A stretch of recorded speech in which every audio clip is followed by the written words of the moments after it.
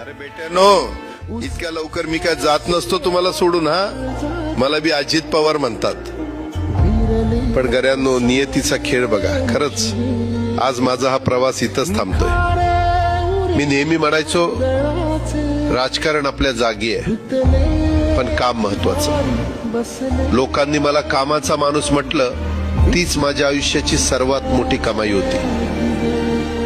आज निरोप घेताना मन खूप जड आहे, पण एक समाधान आहे की शेवटच्या श्वासापर्यंत मी तुमच्यासाठीच धावत होतो. मी तुम्हाला शब्द दिला होता, जोपर्यंत माझे हातपाय चालतात तोपर्यंत तुमचं भलं करण्यासाठी मी झटत राहील. नियती बघा कशी असते.